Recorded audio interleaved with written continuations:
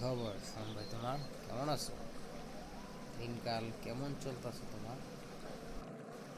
কাম কাজ নাই দাদা, মাথা মাথা নষ্ট হয়ে রয়েছে। আছি পুরা যায় ঝামেলার মধ্যে, বুঝতে পারছেন দাদা?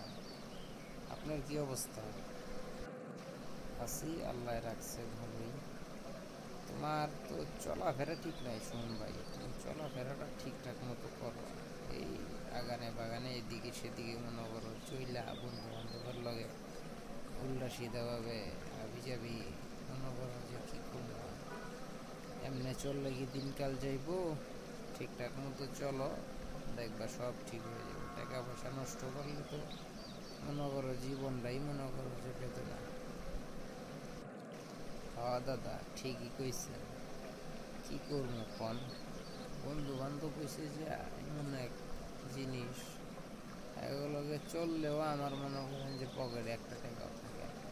এই সকালে এক পেনা, বিকালে দেয় আরেক পেনা, মাঝখানটা দুপুরে ওটা আমার পেনা।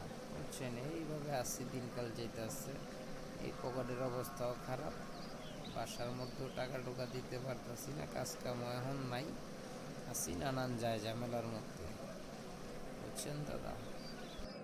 বুঝছি, তুমি কাজ কামে মনোযোগ দাও। আজ এইরা এই যে বন্ধু বান্ধবের লগে এই মনে করো যে টাকা পয়সা নষ্ট না কইরা আবি যাবি না দৌড়াইয়া ভালো হয়ে যাও। আল্লাহ দিলে নামাজ কালাম পড়ো, ইনশাল্লাহ ঠিক হয়ে যাব।